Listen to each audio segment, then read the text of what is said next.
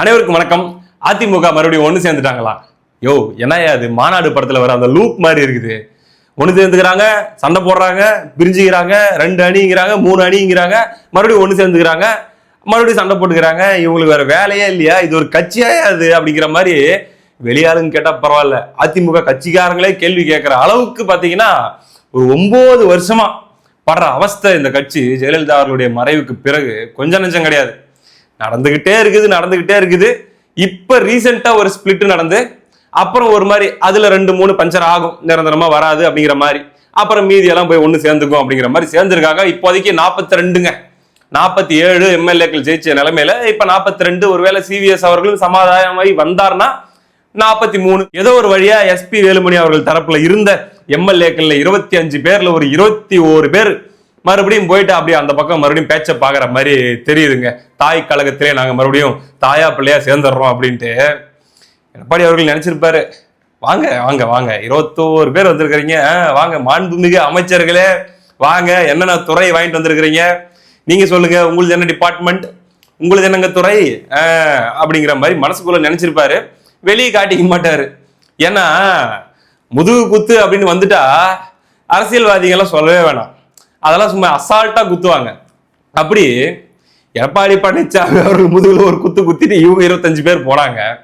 என்ன அப்படின்னா அந்த 25 பேர் போன உடனே விஜய் அவர்களுக்கு ஆதரவு, தாவேக அரசுக்கு ஆதரவு அப்படின்னு சொல்லிட்டு இந்த பக்கம் நின்றுட்டு எல்லாம் ஒரு பக்கம் சவுண்ட் விட்டுட்டு இருக்கும்போது எடப்பாடி பழனிசாமி அவர்கள் அந்த பக்கம் கூட திரும்பி பார்க்காம அப்படி உட்காந்துட்டு இருந்தாரு. கண்டிஷனா கன்ஃபார்மா 6ல இருந்து 9 மினிஸ்டர் வரைக்கும் கிடைக்கிறதுக்கான வாய்ப்பு இருக்குது அப்படின்னு தான் பரவலாக பேசப்பட்ட செய்தியா இருந்துச்சு.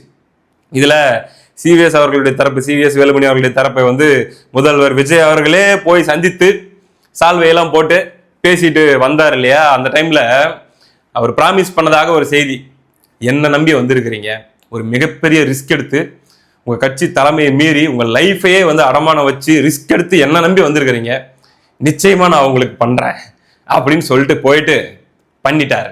அவரு சிறப்பா பண்ணிட்டாரு. ஆமா, நீ அங்க குத்திட்டு வந்தா நான் இங்க குத்துறேன் அப்படின்ட்டு அரசியல் அவ்வளவுதான் வச்சுக்காங்களேன். அவரு வேற ஒரு கணக்கு போட்டாரு. ரைட், இப்ப இவங்க வராங்க 25 பேரு, மெஜாரிட்டி எல்லாம் கிடைச்சிருது. ஆனா இவங்களுக்கு ஒரு 8-9 மினிஸ்டர் வரைக்கும் நம்ம கொடுத்தோம் அப்படின்னா இந்த 8-9 துறைகள்ல இவங்க என்ன பண்ணாலும் அதுக்கு நம்ம தான் பலியாட ஆகணும், அதுக்கு நாம தான் பதில் சொல்லணும். அதே மாதிரி அவங்க வரக்கூடிய மாவட்டங்களை முழுக்க வழக்கம் போல அவங்க ஏற்கனவே ஆதிக்கம் செலுத்தின மாதிரி அவங்க ஆதிக்கம் செலுத்திட்டு இருப்பாங்க. அப்ப ஒரு கட்டத்துக்கு அப்புறம் மறுபடியும் நம்ம கட்சி அவங்க உடைச்சிட்டு போற மாதிரி பிளான் போட்டாங்கன்னா என்ன பண்றது? இப்படி பல கேள்விகள், பல யோசனைகள் அவங்களுக்குள்ள இருந்திருக்குமோ என்னவோ தெரியல. அவங்களை அப்படியே வெயிட்டிங் லிஸ்ட்லயே வச்சுட்டு இந்த பக்கம் அப்படியே அதே கேப்ல விசிஏ கிட்ட, ஐயுஎம்எல் கிட்ட, காங்கிரஸ் கிட்ட எல்லார்கிட்டையும் பேசி ஆளுக்கு ஒரு மினிஸ்ட்ரி கொடுத்து, அதுவும் பாருங்க நாங்க வெளியிருந்த ஆதரவு அப்படின்னு சொன்னாலும் அதெல்லாம் கிடையாது, இந்த புடி ஒரு மினிஸ்ட்ரி அப்படின்னு சொல்லி கொடுத்து, ஏன்னா நீ வெளியிருந்த ஆதரவு கொடுத்தா நீ என்ன பண்ணுவேன்னு எனக்கு தெரியும், இந்த புடி ஒரு மினிஸ்ட்ரி, ஆமா நீயும் கொஞ்சம் பரோட்டாவும் பாயாவும் சாப்பிடு, அப்பதான் நாளைக்கு பிடிக்கிட்டு அத்துக்கிட்டு ஓட மாட்டேன், ஓடுறதுக்கு முயற்சி பண்ணாலும் ஏட்டையா நேற்று பரோட்டாவும் பாயாவும் சாப்பிட்டீங்களே எப்படி இருந்துச்சு அப்படின்னு சொல்லி கேள்வி கேட்டுருவேன்ல அப்படின்னு சொல்லி அவங்களுக்கும் கொடுத்து மேட்ச் பண்ணிட்டாரு. மேட்ச் பண்ணதுக்கு அப்புறம் இந்த 25 பேர் நமக்கு எதுக்கு, ரைட்டு அப்படியே நடுக்கடல்ல தத்தளிக்க விட்டுருவோம், என்னமோ பண்ணிட்டு போட்டோம் அப்படின்னு சொல்ற மாதிரி அவர் ஒரு பக்கம் சைடு ஒதுங்கிட்டாரு. இப்ப என்ன பண்றதுன்னு தெரியல. அதுல ஒரு 4 பேரு, அதுவும் பாருங்க டிவிகேவுடைய அடுத்த கட்ட, அதாவது கிரிக்கெட்ல எல்லாம் எப்படி 11 பேர் தான் ஒரு மேட்சுக்கு தேவை அப்படின்னாலுமே 15 பேர் தானே டீம் செலக்ஷன் பண்ணுவாங்க. ஒரு 4 பேரை சப்ஸ்டியூட்டா வச்சுப்பாங்க, ஒருத்தர் இம்பாக்ட் பிளேயரை வச்சுப்பாங்க. அந்த மாதிரி ரைட்டு இருக்குது, விசிகே, ஐயுஎம்எல், கம்யூனிஸ்ட் எல்லாம் இருக்குது. ஆனா இந்த பக்கம் இந்த அங்கிள் வேற அப்பப்ப 5 வருஷம் இந்த ஆட்சி நீடிக்காது, எப்ப வேணா என்ன வேணா ஆகும், ரெடியா இருங்க, திடீர்னு எலெக்ஷன் வந்துரும் சொல்லிட்டு இருக்கிறாரு. என்னவா இருக்கும்? இந்த மொகரக்கட்டைகள் எல்லாம் பார்த்தா நம்புற மாதிரின்னு தெரியலையே விசிஏ, கம்யூனிஸ்ட், ஐயுஎம்எல்லாம். சரி ரைட்டு, அப்ப ஒரு 4 என்ன பண்ணிடலாம், தனித்தனியா ராஜினாமா பண்ணிட்டு நம்ம கட்சியில சேர்த்துடலாம். இடைத்தேர்தல் போயிட்டு இன்னொரு 4 எம்எல்ஏ நம்ம ஆட் பண்ணிக்கலாம். அப்ப ஆட் பண்ணிட்டோம் அப்படின்னா 124, 125 ரைட்டு 1-2 இப்படி புட்டுட்டு போச்சுனாலும் அப்படி மேட்ச் பண்ணிட்டு போயிடலாம். ரைட்டா அப்படிங்கிற மாதிரி அவர் யோசிச்சிருக்காரு பாருங்களேன். இதுல இது ஒரு ஃபேர் கேமா, இது ஒரு ரொம்ப ஒரு நல்ல ஒரு அறமான அரசியலா அப்படின்னு கேட்டீங்கன்னா இல்லவே இல்லை. ஏப்பா இதெல்லாம் ஒரு தூய சக்தி பண்ற வேலையானா இல்லவே இல்லை. இது ஒரு அயோக்கிய சக்தி பண்ற வேலை தான். ஆனா அரசியல் பவர் பாலிடிக்ஸ் அப்படின்னு வந்துருச்சுன்னா எல்லா சக்தியுமே அயோக்கிய சக்தி தான். எல்லா சக்தியுமே தன்னுடைய சர்வைவலுக்காக அரசியல் பண்ணக்கூடிய சக்தி தான். ஏமாந்தா ஏமாந்தவன், அதாவது எளிமையானவனை அல்லது வந்து கொஞ்சம் அந்த டைம்ல வீக்கா இருக்கிறவன இன்னும் 2 அழுத்தி அங்க இருந்து புடுங்குற வரைக்கும் லாபம்னு புடுங்குற சக்தி தான். இதே 107 இடத்துல திமுக இது தாவேகாக்கு பதில் மத்த யார் வந்திருந்தாலும், ஸ்டாலின் அவர்கள் வந்திருந்தாலும், எடப்பாடி அவர்கள் வந்திருந்தாலும் இதே முயற்சி பண்ணிருக்கலாம். அங்கிருந்து 2 இங்கிருந்து 2 அள்ளி போட்டு கொஞ்சம் மேட்ச் பண்றது அப்படிங்கிறது. சோ தாவேகா தோழர்கள் என்ன சொல்றாங்க அப்படின்னா, everything is fair in love and war. நாங்க அந்த கான்செப்ட் தான்ப்பா, நாங்க வந்து என்ன சொல்றது, அரசியல் பண்ண வந்துட்டு அரசியல் தான் பண்ணி ஆகணும் அப்படிங்கிறாங்க. ரைட்.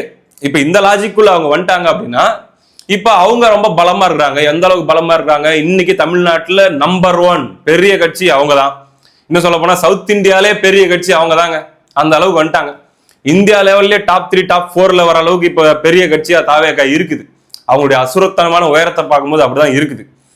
அப்படின்னும் போது இப்போ அவங்க சொல்றாங்க, எங்களுக்கு பலம் இருக்குது, நாங்க சொன்னா அல்லது எங்க கிட்ட பசை இருக்குது, நாங்க கொடுத்தா 2-3 எம்எல்ஏக்கள் அப்படி வர்றதுக்கு ரெடியா இருக்காங்க, நாங்க இன்னொரு கட்சியை காலி பண்றது எங்களால் அரசியல் பண்ண முடியுது, பண்றோம், fair in love and war அப்படின்ற மாதிரி சொல்றாங்க இல்லையா. அந்த லாஜிக்குள்ள என்னைக்கு டிவிகே காரங்க வந்துட்டாங்களோ அதே லாஜிக் தான் மற்ற விஷயங்களையும் நம்ம பார்க்கணும். இப்போ ஒரு உதாரணத்துக்கு அடுத்த சில காலங்கள் கழிச்சு டிவிகேவை காலி பண்றதுக்கு, டிவிகேவை நசுக்கிறதுக்கு அவங்களோட பலமான ஒரு சக்தி ஏதாச்சும் ஒரு அரசியல் பண்ணுது அப்படின்னா அந்த லாஜிக்கை அன்னைக்கும் டிவிகே நண்பர்கள் ஏத்துக்கணும். ஆமாப்பா, everything is fair in love and war. நாங்க எங்களோட வீக்கா இருக்கிறவங்கள நசுக்கணும், எங்களோட பலமா இருக்கிறவங்க எங்களை நசுக்கிறாங்க, அதுவும் ஒரு கேமா தான் நாங்க பார்ப்போம் அப்படின்ற அளவுக்கு மெச்சூர்டா எடுத்துப்பாங்க அப்படின்னு நான் நம்புறேன். இப்போ ஒரு உதாரணத்துக்கு நாளைக்கு கரூர் மேட்டர்லயே கூட பாத்தீங்கன்னா டிவிகே பக்கமாவே மொத்தமா திரும்பிடுது அப்படின்னாலுமே இப்ப பழைய, அதாவது இப்ப இந்த நடந்துட்டு இருக்கிற இந்த அரசியல்லாம் இருக்குது இல்லையா, இதுக்கு முன்னாடி ஸ்டேஜில் இருந்திருந்தா இது வந்து பழிவாங்கப்படுகிறார்கள், அவர்களை திட்டமிட்டு தாக்குகிறார்கள், நசுக்குகிறார்கள் அப்படின்ட்டு குரல்கள் வந்திருக்கும். ஏன் நானே கூட அந்த குரல் கொடுத்திருப்பேன். பட் இனிமே அப்படி கொடுக்க முடியாது இல்ல. சக்தி வாய்ந்தவர்கள் பலவீனமானவர்களை நசுக்குகிறார்கள், அதுதான் அரசியல் அப்படின்னு சொல்லிட்டு தான் எல்லாருமே போய் ஆகணும். அதனால அப்படிதான் நம்ம பார்க்கணும். இனிமே யார் யாரு என்னென்ன கேம் ஆடுறாங்க, என்னென்ன மூவ் பண்றாங்க, அதுல யார் யாரு பெருசா ஸ்கோர் பண்றாங்க அப்படின்ட்டு அந்த அடிப்படையில இப்ப டிவிக்கே உச்சத்துல இருக்குது. ரைட்டு. அடுத்து அதிமுக பொறுத்த வரைக்கும் உண்மையிலேயே ரொம்ப வீக்கா, ஏன்னா 3 கட்சிகளை பார்க்கும்போது கம்மி எம்எல்ஏ ஜெயிச்ச கட்சியாக அதிமுக இருக்குது. அப்படின்னாலுமே கூட இப்ப எஸ்பி வேலுமணி அவருடைய தரப்பு இந்த எம்எல்ஏக்கள்லாம் வந்து மறுபடியும் சேர்ந்துட்டாங்க. சபாநாயகரை சந்திச்சு அவங்க இதுக்கு முன்னாடி கொடுத்த அந்த புகார், அந்த மனு எல்லாம் வாபஸ் வாங்கிக்கிட்டாங்க. எங்களுடைய சட்டமன்ற தலைவராக நாங்க எடப்பாடி பழனிசாமி அவர்களை ஏற்றுக்கொள்கிறோம், எங்களுடைய கொரோனாவாக அக்ரி கிருஷ்ணமூர்த்தி அவர்களே நாங்கள் ஏற்றுக்கொள்கிறோம் அப்படின்லாம் கொடுத்து சமரசம் ஆயிட்டாங்க. பிரச்சனை ஓஞ்சிருச்சா? அதிமுக வந்து எல்லாரும் கை கோத்துக்கிட்டு மறுபடியும் அம்மா பாட்டு, எம்ஜிஆர் பாட்டு, அல்லது வந்து பாத்தீங்கன்னா என்ன சொல்றது, ஒற்றுமையா எங்கள் வீட்டில் எல்லா நாளும் கார்த்திகைன்னு பாட்டு தான் பாடிட்டு இருப்பாங்களா அப்படின்னா அப்படிலாம் இல்ல. அங்க இன்னொரு அரசியல் நடக்கலாம். இப்ப வெளியிருந்து போனவரு இப்ப 21 பேரோட போன எஸ்பி வேலுமணி அவர்கள் 21 பேர் பத்தல, அதனால கொஞ்ச நாள் உள்ள இருந்து மறுபடியும் அதை ஒரு 39 மாத்துவோம் நம்ம ஆதரவு ஆட்களா, அதுக்கப்புறம் வேற ஒரு பிளான போடுவோம் அப்படின்ற ஒர்க்கு அவரும் பண்ணலாம். அதே மாதிரி எடப்பாடி பழனிசாமி அவர்களும் இந்த காலகட்டத்துக்குள்ள அடுத்த பிரச்சனை வரதுக்குள்ள எந்த அளவுக்கு நம்ம கையில கட்சியை கொண்டு வந்துடணுமோ அதை பண்ணுவோம்னு சொல்லி அவரும் யோசிக்கலாம். இந்த சினிமால வர மாதிரி தான் 2 பேரும் பக்கத்துல உட்காந்து சிரிச்சுட்டே இருப்போம். நான் ஏமாந்தா நீ என்ன போட்டுருவேன், நீ ஏமாந்தா நான் உன்ன போட்டுருவேன் அப்படிங்கிற மாதிரியான பாலிடிக்ஸ் தான் அங்க இருக்க போது. அவங்களுக்குள்ள இன்னுமே கூட சிரிச்சுக்கிட்டே போய் இன்றைய சூழல்ல தனியா இருந்தா அவங்க எம்எல்ஏ பதவி போயிடும் அப்படின்றதாக அப்படி போய் ஒரு மாதிரி மேர்ஜ் ஆயிருக்கிறாங்களே தவிர எந்த அளவுக்கு ஹெல்த்தியா ஒன்னா சேர்ந்து ரைட்ரா இந்த கட்சியோட லெகசியை நம்ம மறுபடியும் மீட்டு எடுப்போம், அதுக்காக ஒரு மனதாக இபிஎஸ் அவர்களை நம்முடைய தலைமையாக ஏற்றுக்கொண்டு இளம் ரத்தத்தை கட்சிக்குள் பாய்ச்சி சோசியல் மீடியால நம்மளும் நம்முடைய ஆதிக்கத்தை செலுத்தி பயங்கரமான எதிர்கட்சி அரசியல் பண்ணி ஒற்றுமையா நின்று மீண்டும் கோட்டையில நம்முடைய அதிமுக கொடியை பறக்க விட முடியாது, பட் கோட்டையில அதிமுக அதிகாரத்துக்கு போறதுக்கான ஒரு வழிவகையை நம்ம செய்வோம் அப்படின்ற அளவுக்கெல்லாம் இவங்க யோசிப்பாங்களா அப்படின்ற நம்பிக்கை கொஞ்சம் கொஞ்சமா இந்த ஒட்டுமொத்த இந்த ஈகோ சிஸ்டம், இந்த அதிகாரத்தில் இருக்கக்கூடியவர்கள், அந்த தொண்டர்களுக்கு அந்த கட்சி மேல இருக்கக்கூடிய அந்த ஒரு பற்றும் பாசமும் அந்த ஒரு ஏக்கமும் அங்க மக்களால் தேர்ந்தெடுக்கப்பட்ட எம்எல்ஏ வாக்களாக இருக்கிறவங்களுக்கு அந்த அளவுக்கு இருக்கா அப்படின்னு தெரியல. எல்லாமே சுயநலமா தான் இருக்கிறாங்க. அது அப்படிதான் பார்த்துட்டு இருக்கிறோம். ஸோ அந்த கட்சியோட எதிர்காலம் என்னவா இருக்க போகுது அப்படிங்கிறது, எந்த அளவுக்கு அவங்க ஒரே தலைமை ஒரே ஆளுமைன்னு சொல்லி லாங் டேர்ம் பாலிடிக்ஸ் பண்றாங்களோ அதை பொறுத்து தான் அவங்களுடைய எதிர்காலம் இருக்குது. இன்னொரு பக்கம் கம்பேரிட்டிவ்லி திமுக அதிமுக இந்த 2 பேர்ல யார் பலமா இருக்கிறாங்க, இப்போ எம்எல்ஏ வைஸ் பார்த்தோம்னா டிஎம்கேல தான் அதிக நம்பர் ஆஃப் எம்எல்ஏஸ் இருக்காங்க, ஏடிஎம்கேல கம்மி. ஆனால் இன்னைக்கு தேதிக்கு இந்த 2 பேர்ல வலிமையா இருக்கிறது என்ன பொறுத்த வரைக்கும் நான் அதிமுக அப்படின்னு தான் சொல்லுவேன். ஏன் உனக்கு அதிமுக பிடிக்கும் அதனாலயா அப்படின்னு கேட்காதீங்க, அப்படி இல்லை. திமுக 72-73 எம்எல்ஏக்கள் ஜெயிச்சாலும் 28 கட்சி கூட்டணியோட ஜெயிச்சாங்க. இன்னைக்கு திமுக கூட யார் இருக்காங்க அப்படின்னு நீங்க பாத்தீங்கன்னா யாருமே இல்லை. அப்போ இன்னைக்கு தேர்தல் நடந்தா இந்த உதயசூரியன் சின்னம் திமுக எத்தனை % ஓட்டு வாங்கும் அப்படின்னு பாத்தீங்கன்னா ரெட்டலை வாங்குறத விட கம்மியா தான் வாங்க, ரொம்ப ரொம்ப ரொம்ப கீழே இருக்காங்க. அதிமுக இன்னுமே அவங்களுடைய கூட்டணியை ஹோல்டு பண்ணி தான் வச்சிருக்காங்க. அன்புமணி ராமதாஸ் அவர்களாகட்டும், டிடிவி தினகரன் அவர்களாகட்டும், இன்னும் மற்ற அவங்களுடைய தோழமை சக்திகளாகட்டும், அவங்க எல்லாம் இப்போ வரைக்குமே ஒன்னதான் இருக்காங்க. அந்த அடிப்படையில் அவர்கள் ஒரு அணியாக ஒப்பீட்டு அளவுல திமுகவை விட ஸ்ட்ராங்கா தான் இருக்காங்க. ஆனா அடுத்து வரக்கூடிய காலங்கள்ல எந்த அளவுக்கு தீவிரமாக எதிர்கட்சி அரசியல் அவங்க பண்ண போறாங்க, எந்த அளவுக்கு ஆக்டிவா மக்கள் கண்ணில் பட்டுக்கிட்டே இருக்கிறாங்க. டிவிகே கவர்மெண்ட் நல்லா நடக்கும், தவறுகளும் நடக்கும்.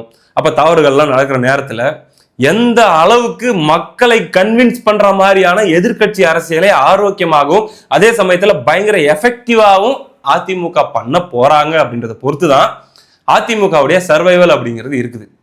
ஏன்னா இன்னைக்கு இருக்கிற இந்த அரசியல் வானிலையை பார்க்கும்போது தாவேகா உண்மையிலே இன்னைக்கு அவங்க அந்த டைலாக் சொல்லலாம், கண்ணு கட்டிய தூரம் வரை எதிரிகள் தெரியல அப்படிங்கிற இடத்துல தாவேகா இருக்குது. ஓவர்ஃப்ளோ ஆகி வலிஞ்சிட்டு இருக்குது.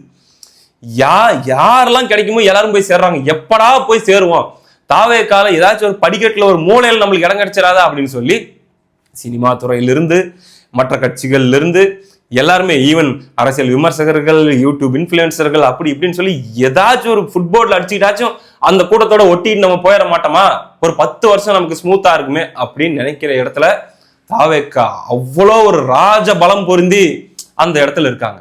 ஸோ அப்படிப்பட்ட தாவேகாவுக்கு டஃப் கொடுக்கணும், சேலஞ்ச் பண்ணணும் அப்படின்னா அது சாதாரண டாஸ்காக இருக்க போறது இல்லை. அது அரசியல் ஜாம்பவான்கள் 50 வருஷம் அனுபவம், 70 வருஷம் அனுபவம் என்னவாக இருந்தாலும் அதுக்கேத்த ஒர்க்.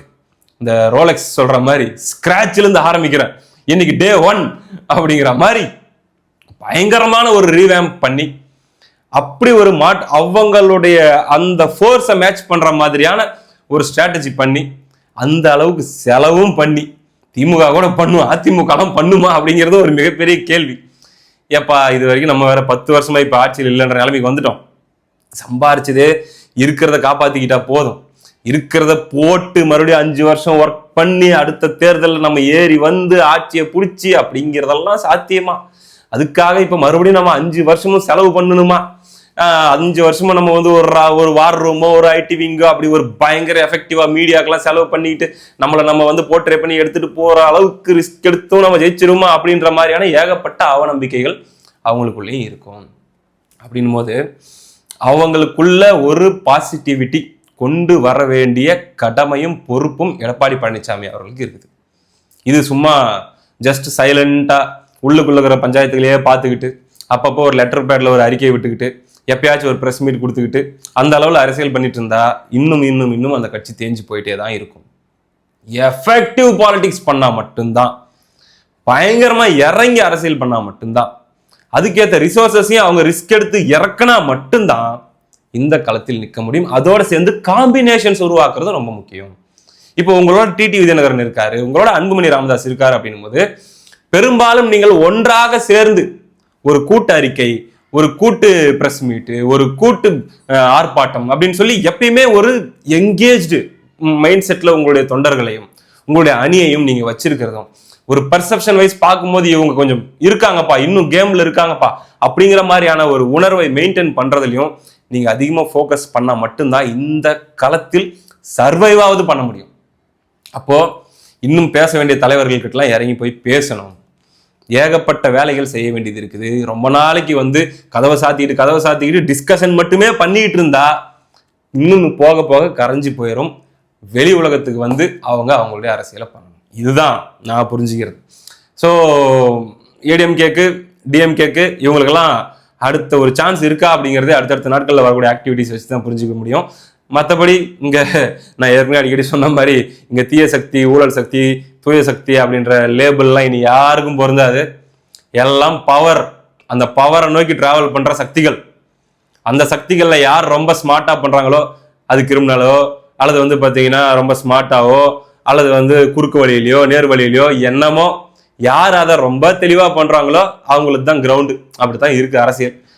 என்ன நடக்க போகுது அப்படிங்கிறத பொறுத்திருந்து பார்ப்போம். அடுத்த வீடியோல சந்திப்போம். நன்றி.